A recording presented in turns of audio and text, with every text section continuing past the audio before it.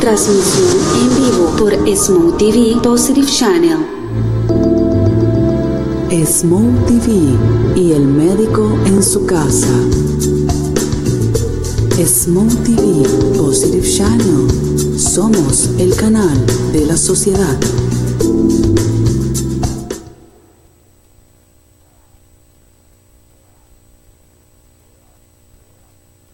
Cáncer. ¿Cómo afectan las emociones a un paciente con cáncer?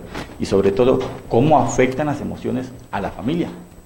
Hoy trajimos a una especialista, Bárbara Quesada. Ella es psicóloga clínica y nos va a ayudar a desarrollar este tema. Quédate acá, ya regresamos.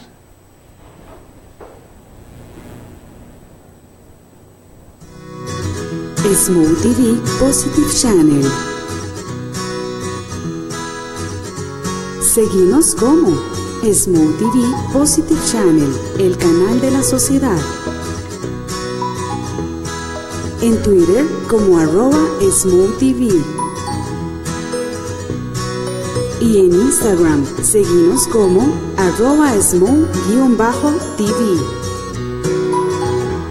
Visita nuestro sitio web www.smotv.org. Somos el canal de la sociedad. Smo TV, el canal de la sociedad. Una misma visión dirigida a integrar a organizaciones y personas, sin importar nacionalidad y clase social, para generar nuevas estrategias en responsabilidad social y ecológica. Smo TV es una puerta abierta para todas las organizaciones y personas que desarrollen proyectos de responsabilidad social y ecológicos de la mano de nuestros principios cristianos. En Smo TV podrás conocer todos los esfuerzos, las características y beneficios de las organizaciones, quiénes son, dónde se encuentran, cómo trabajan y cuáles son sus valores y principios. Smo TV, transformando la sociedad de una forma masiva e interpersonal. Únete a ser parte de nuestro proyecto de comunicación. Smo TV, Positive Channel, sé parte de nuestro canal. Ahora sí regresamos. Tenemos a la licenciada Bárbara. Bárbara, ¿cómo le va? Bien, ¿usted? Bien. Bárbara, el tema de hoy son las emociones, ¿verdad? Esas emociones han hecho que la humanidad haya hecho un montón de cosas. Napoleón conquistó Europa.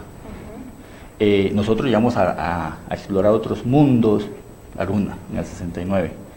Y un grupo de personas hace casi 20 años decidió montarse en un avión y estrellarlo con unos edificios. Todos los tres casos estuvieron basados en emociones. Claro. Eso nos indica que la emoción está presente en la historia de la humanidad. Pero sobre todo hay una emoción que es la que más nos genera angustia, el miedo. Bárbara, ¿el miedo puede estar influenciado por nuestro medio ambiente? Claro, el miedo es una creencia irracional, usualmente, dicen los autores. Sin embargo, está presente en el día a día, desde que voy a conseguir un trabajo, desde que estoy en una enfermedad, como es el caso, desde cualquier ámbito podemos desarrollar miedo y angustia a la misma vez. ¿Y eso por qué? O sea, como un ser humano puede tener miedo normal, típico, pero ¿hasta qué punto es influenciado por el tema socioeconómico, por ejemplo? Puede ir desarrollado, digamos, o de la mano con creencias que vinieron implantadas desde la infancia, que se van desarrollando en medida de que vayamos creciendo, o ambientes sociales que se van desarrollando, o como por ejemplo manifestaciones, por ejemplo crisis económicas, o sea, pueden irse desarrollando o aumentando con el tiempo. Ok, vamos a poner un ejemplo bastante claro, aterrizando el tema nuestro de hoy, el cáncer y las emociones. Un masculino de 30 años le aparece un granito en la rodilla. Se lo ve y ve que está creciendo y ve que está oscuro, que no es normal, que es nuevo, pero aún así no va al médico. Eso es miedo, temor. Es un miedo a un diagnóstico, a la incertidumbre, a la angustia, al qué va a pasar, qué es. Es el miedo a ver qué va a pasar al futuro con ese pequeño granito que le apareció. Es el miedo a lo desconocido. A lo desconocido. Ok, porque sí hemos visto casos de personas que presentan una patología o un dolor, o como ejemplo un granito, y tardan meses en asistir a una consulta y ya cuando llegan ya es demasiado tarde. ¿Qué nos recomendás para? Es importante hacer frente a la angustia, ir acompañado, si usted puede encontrarse con alguien, ir con un profesional que sea de su confianza. Bueno, si fuera el caso de que no se puede así, porque estamos en un sistema de salud, tener y preguntar y hacerse responsable, no dejar que el mismo cuerpo se enferme más, y porque esto va a tener consecuencias mucho mayoritarias o psicológicas en su cuerpo, en su mente. Entonces es mejor ir a donde el profesional, preguntar, evaluar dudas, y que hacerse de alguna manera de la vista gorda frente a estas situaciones. Sí, y es que no es solo la vista gorda, sino que entre más tiempo pase, más acortás tu diagnóstico positivo, digamos. Un paciente con una patología, cuando se encuentra en la primera fase, tiene una probabilidad de éxito de vida muy alta, pero ya cuando llega a una fase bastante avanzada, pues ya la probabilidad baja. ¿Cómo? Yo sé que es muy fácil, diga y haga, pero realmente, ¿qué es eso lo que el ser humano necesita para decir, venga lo que venga, voy a enfrentarlo? Todo depende de las condiciones en las que nos encontremos, las herramientas subjetivas que tengamos en ese momento para enfrentar un diagnóstico, para enfrentar las emociones que vengan consigo mismo, ¿verdad? Del diagnóstico mismo. Es importante tener recursos, no tener miedo. Lo máximo que puede pasar es dejarse en la enfermedad, quedarse ahí con la incertidumbre de qué será ese pequeño grano, si será algo más o minoritario, ¿verdad? Ahora que hablas de diagnóstico, hemos visto casos de pacientes que se le encuentra la lesión en una etapa muy primaria, y el médico tratante le da el tratamiento adecuado, en las dosis adecuadas, en el tiempo adecuado, y aún así el organismo no responde científicamente como debería de responder, y nos damos cuenta que está deprimido, a pesar de que la lesión se está encontrando en la primera etapa. Exacto, habría que ver qué efectos tuvo el diagnóstico mismo en la persona. Es decir, para mí no es lo mismo un cáncer de mama que para otra persona. Lo que implica la palabra cáncer en la persona tiene efectos en sus emociones, en su subjetividad, en su círculo familiar. O sea, tiene una particularidad. Ok, vamos a ver si lo entendemos. Que si una mujer ya tiene conocimiento que en la familia hubo cáncer de mama, y ese diagnóstico fue pues fatal, o sea, la persona muere, esta persona automáticamente, esta nueva persona, este nuevo paciente automáticamente empieza con esa mezcla de emociones, ¿es así? Exactamente, porque además ya tiene un antecedente a este nuevo diagnóstico que le dieron. Entonces tiene los fantasmas, podríamos decirlo de alguna manera, de aquello que pasó en aquel momento, de lo que vivió con aquella persona, de lo que significó aquella persona en su vida, y ahora tener cáncer y estar con el círculo de amistades, o sea, su círculo de apoyo, y saber que eso que esa persona pasó le puede pasar, y cómo lo va a manejar, con qué recursos lo va a manejar. Lo relaciona, eso es. La depresión puede estar relacionada a un vecino, un amigo, un familiar. A aquellas cosas que podemos ver. Sin embargo, no todas las personas caen en depresión, digamos, con un diagnóstico como el cáncer. Hay una diferencia entre hombres y mujeres. ¿Qué cae más, qué género cae más rápido en depresión? O más bien, ¿qué género acepta más rápido la depresión? Supuestamente algunos estudios dicen que las mujeres son más propensas a depresiones. ¿Por qué? Por sistemas hormonales, por historia de vida. Es decir, las mujeres tienen más posibilidades. Eso no implica que los hombres no tengan depresión.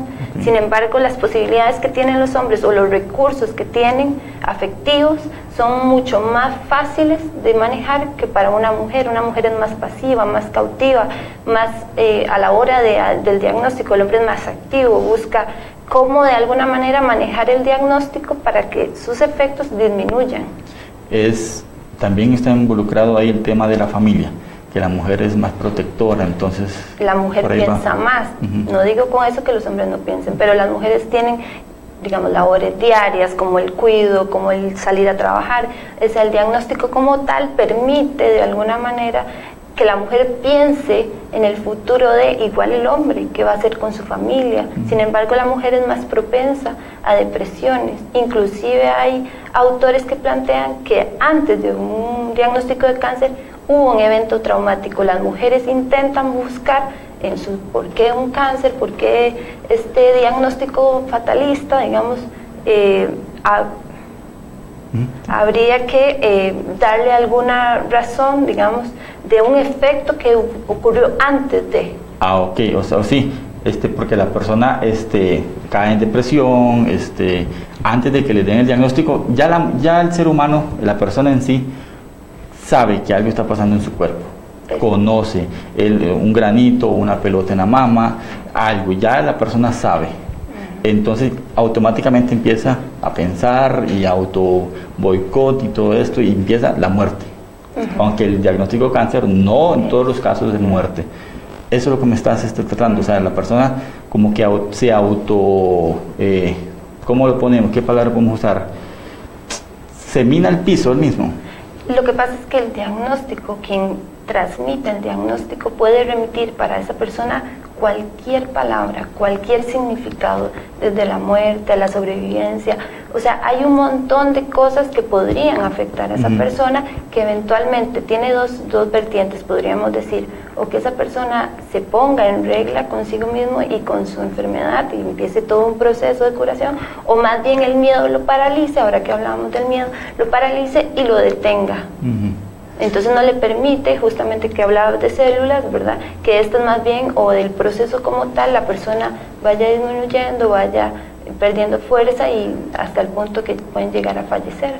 Ahí no lo mata la enfermedad del cáncer, lo mata las emociones. Las emociones. Y eso es un caso, yo he visto casos, Bárbara, de mujeres que reciben una información muy fuerte de su pareja, que tiene otra pareja sentimental, y automáticamente entran en una depresión fuerte, y he visto casos que mueren, otros que quedan en silla de ruedas, y en el cáncer no es la excepción, ¿verdad? Gente que tiene un buen tratamiento, tiene recursos para hacerle frente y no le está haciendo efecto. Eso es típico en tu consulta, ¿lo has visto? Y además ciertas investigaciones que se han realizado en el país muestran que si el círculo de apoyo del paciente sobre el padecimiento que tenga no es efectivo, la persona tiende a disminuir, tiende a en vez de aumentar su salud, empieza a empeorar. Sí, sus defensas se disminuyen. Ahora démosle vuelta. Cuando es en un paciente con cáncer, siempre hay un familiar, un amigo, alguien cercano que es el que lo acompaña en todo el proceso. Démosle vuelta al tema. Esta persona, este apoyo, cuando a veces el paciente con cáncer tiene más fuerza que el que lo está apoyando, ¿cómo podríamos trabajar con eso? Ok, hay que ayudarle a la persona, porque justamente más bien en vez de ser un tabique debería ayudar, ser más bien una muletilla para la persona con el diagnóstico. Es decir, ayudarle a que exprese sus emociones, porque las emociones que no son expresadas repercuten, ¿verdad? Digamos, si se angustia, si le da temor, si tiene llanto, y todo se lo viene de alguna manera guardando, entonces la persona no puede con eso y se enferma, se deprime, llora, se angustia, y la otra persona también recibe de eso de alguna manera inconscientemente. Lo nota y pues te lo digo porque yo pasé un caso así, un caso muy cercano, donde el cuidador era más bien el débil y la persona con cáncer era la fuerte, ¿verdad? Como el roble, y como que más bien la ayuda era inversa. Y esta persona años después pudo sacar eso de adentro, ¿verdad? De su corazón, porque le dolía ver a su conocido en eso. Ni tan siquiera eran familia, eran conocidos, eran amigos. Bárbara, vi entre los datos que me pasaste para leer y traer un poco hoy, vi las emociones disfuncionales. ¿A qué te refieres con eso? ¿Cómo podemos entenderlo? Es decir, que cada una de esas emociones que experimentamos frente al diagnóstico puede ser tristeza, llanto, depresión, y llevarnos a ciertos lugares frente a aquellas imposibilidades que tenemos frente a un diagnóstico. Es decir, podemos, de alguna manera, hay personas que intentan no saber de la enfermedad. Lo bloquean. Ajá, hay mucha inhibición, mucha angustia. O sea, son aquellos, cada uno intenta hacer con lo que le dijeron, con lo que le hacen, con lo que eventualmente se le dificulta, ¿verdad? Hay personas que de alguna manera también buscan sustancias, digamos, se dedican solamente al tratamiento médico como tal, ¿verdad? Y dejan de lado toda la cuestión emocional, ¿verdad? Entonces la idea sería más bien que sea una unión entre ambos. Unir ambas especialidades, el tema de oncológico, el médico que te está tratando, y a la par un psicólogo. Exacto, un especialista que le ayude a tramitar y que pueda escuchar a la persona, porque muchas veces se les escucha, es que tenés que sobrevivir, es que tenés que salir adelante, pero la angustia es tanto que lo único que te permite es bloquearte, porque no podés con eso, porque no tenés los recursos para hacerle frente a esa situación, a lo que significa para esa persona la palabra cáncer. Sí, no tiene los recursos emocionales para hacerle frente. Exacto. Y la gente alrededor está diciendo, tenés que hacerlo, pero bueno, dígame cómo, eso es, ¿verdad? Así es. Dígame cómo hacer, porque todo el mundo le pide, pero nadie lo escucha. Casi que le exigen a veces. Exacto. Casi que le exigen, tenés que hacerlo, tenés que ser sobreviviente.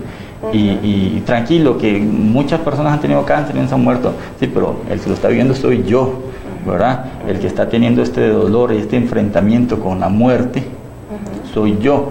Eso es un tema bastante interesante, no lo había pensado así, Bárbara. Tener un médico oncólogo que te apoye, y también tener un psicólogo a la par. Y es que no solamente cambia el tema de la disfunción, ¿verdad? De las emociones, sino también hay un cambio corporal que la persona vive, que experimenta, va pasando por cuestiones quirúrgicas, su imagen corporal, la psicológica, que podríamos hablar de todo el tema de la autoestima, ¿verdad? Que tiene sobre sí mismo, va cambiando con esto. Hay personas que no se reconocen con un cáncer gástrico después de una intervención, ¿verdad? Correcto. Entonces la imagen de cómo los otros lo ven, cómo se ve a sí mismo, puede provocar ciertas disfunciones emocionales, como la depresión, como la tristeza, la angustia. Sí, tenés razón, o sea, una mujer que toda su vida ha tenido el pelo largo, hermoso, ¿verdad? Y se lo ha cuidado y fue su principal objetivo todas las mañanas, y de repente verse sin cabello al espejo y verse delgada, y impacta. Exacto. Impacta. Ese trastorno, yo sé que va a sonar un poco extraño, ese trastorno puede hacer que la persona diga, bueno, no, hasta aquí llego, prefiero dejar de sufrir, y dejar de sufrir a mis familiares, y termino con mi vida. ¿Has visto casos? ¿Has leído? He leído sobre que hay tendencias al suicidio, inclusive no solamente el dejar el mismo cuerpo como en un sistema bajo de autoinmune, digamos, de alguna manera la persona puede llegar a ideas suicidas o actos suicidios por la misma presión de ver a otros sufriendo, de cómo se ve, de cómo se siente, de las demandas del hospital, porque igual es demandante, ¿verdad? Venga, vaya citas, muévase, ¿verdad? Entonces, y el tratamiento en sí es pesado. Además de los efectos que tiene secundarios como tal. Entonces hay ocasiones en las que los mismos pacientes deciden o piensan, y es la ideación suicida como un método para acabar toda esta situación donde no se le escucha, donde se le dificulta darle un lugar a los sentimientos. Y el mismo miedo también te puede llevar a quitar tu vida, a lesionarte. Eso sería, leí, ayer exactamente estaba leyendo que eso sería como pegarse un tiro por el miedo a la muerte. Cuando la persona decide morir, dejarse morir. Bárbara, una persona de 20 años, 30 años, no tiene la misma capacidad emocional que una persona de 70. Así es, ¿verdad? ¿Cuál es la diferencia? Ok, podríamos pensar que una persona de 20 tiene mucho más recursos, como más esperanza de vida en algunas ocasiones, proyectos ideales, que la familia, que trabajar, que ser un máster, que seguir, ¿verdad? Continuando que un adulto de 70 años, que su vida torna es otra, su ambiente es otro, ya sus hijos están fuera del hogar, o sea, las posibilidades que tiene esta persona para hacer son distintas, igual que con un niño, ¿verdad? Sus círculos de apoyo son menos o más que en otras ocasiones. Sí, en un niño afecta más porque está toda la familia detrás de él, ¿verdad? Entonces es un choque emocional para la familia. ¿Qué podríamos hacer, Bárbara, cuando uno de nuestros miembros familiares, un niño o niña, tiene cáncer? Obviamente él no se da cuenta de la magnitud de la enfermedad, pero la familia sí. Claro. ¿Qué consejo le podemos dar a la familia de que ya hay personas que nos están viendo y están sufriendo ese caso? ¿Qué consejo le podemos dar a esas familias? Bueno, primero, hablar con el profesional, con el médico, buscar redes de apoyo, es decir, buscar ayuda psicológica. ¿Por qué? Porque el niño de alguna manera podría percibir las angustias, miedos y además está lidiando con una enfermedad. Correcto. Una enfermedad corporal. Y además de eso, ver a los otros angustiados, tristes, preocupados, le puede generar hasta culpa al mismo niño de verse en una situación como tal. Entonces es importante buscar ayuda profesional que nos guíe en ese camino. Correcto, eso es un punto muy importante. El niño no sabe qué es la enfermedad, pero sí ve a la mamá llorar, al papá llorar o a los tíos llorar, ¿verdad? Claro. Y eso él lo absorbe. Los niños son una esponja, absorben todo y van a absorber las emociones lamentablemente negativas. ¿Cómo una familia con un niño pequeño puede llegar a superar esa etapa una vez que ya el paciente haya pasado a mejor vida? O digamos que no lo pongamos tan drástico, tan fatalista, digamos que el niño tiene probabilidades de éxito. Una familia puede realmente fortalecerse. Claro, digamos, si fuera en caso como que falleciera, el proceso de duelo llevará tiempo. Es decir, hay autores que plantean que son 2 años de duelo, pero uno, ¿cómo perder un hijo? ¿Verdad? El hijo tiene muchos ideales, está cargado de nosotros mismos, fueron parte de nuestra historia, fue deseado, fue planeado. Peor aún cuando fue deseado. Exacto. Peor aún. Entonces, ese niño o ese proceso de duelo no es que se tiene que olvidar al niño, no. Se hace con la pérdida. Eso va a ser un proceso de años probablemente. Entonces, puede ser que pase por enojo, llanto, por una serie de emociones. Es como una montaña rusa hasta que eventualmente se va acomodando las emociones frente a la pérdida, pero no es recuperable. Sí, a veces los padres la agarran hasta contra Dios, ¿verdad? O sea, ¿por qué me lo quitaste? ¿Por qué? Si aquí y allá. No es tanto de olvidar a ese miembro de la familia o a tu hijo, es más bien aceptar, ¿verdad? Que si el niño estaba sufriendo, porque hay casos donde está sufriendo mucho un niño o una persona, si el resultado fue muerte, pues la persona estaría como descansando, ¿verdad? Y la familia tendría que tomar conciencia, con ayuda psicológica, por eso está aquí Bárbara, conciencia de que esa persona ya descansó. ¿Cómo? ¿Y cuándo es el momento exacto, Bárbara? Pongámoslo así. A Martín le detectan cáncer hoy. Martín no sabía, no tenía ningún indicio de que su cuerpo estaba cambiando. Le detecta cáncer. En ese momento Martín tiene que salir corriendo a un psicólogo. Bueno, eventualmente esto va a ser progresivamente. ¿Por qué? Porque va a estar sometido a un montón de pruebas médicas. Eso quiere decir que si ya la persona empieza a sentir, o el círculo empieza a observar emociones disfuncionales como tristeza, no tener ganas de ir, no tener ganas de vivir, es importante ir donde un profesional que le escuche. No que lo cuestione, no que lo inyecte de más demandas, sino más bien que lo escuche, que trabajen, que construyan a partir de aquellas situaciones que le están pasando a esa persona, ¿verdad? Que sea un apoyo, una escucha diferente a todos los demás que le piden que sobreviva, que vaya a las citas, que se comprometa, que no se deprima. ¿Cómo pedirle a alguien que no se sienta mal con un diagnóstico como tal, ¿verdad? Entonces es importante tener a alguien que se le escuche. Ahora, de tiempos dependerá de la misma persona, que tenga un próximo como cuestionamiento a sí mismo y diga, bueno, necesito ayuda profesional, necesito que alguien me ayude, que me escuche, ¿verdad? Principalmente. Ok, sí, tiene que ser un agente externo. Exacto. Neutral. Y sí, neutral porque la familia está cargada negativamente, bien que mal tiene ese sentimiento. Cuando me aparece el primer pensamiento de tengo cáncer, me voy a morir, es ahí el momento para buscar un psicólogo. Exacto, porque usualmente va asociado. Perfecto. Bueno, ya escuchaste a Bárbara, nos dio muchos consejos.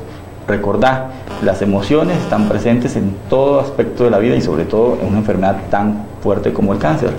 Pero el tratamiento, el diagnóstico de cáncer no es muerte. Nos explicaron muy bien, aplicarlos en tu vida y nos vemos en la próxima.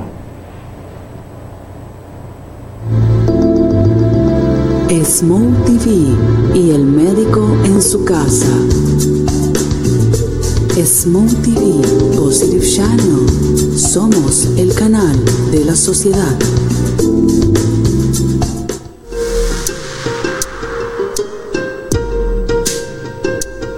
Smoke TV Positive Channel. Somos el canal de la sociedad. Acompáñenos.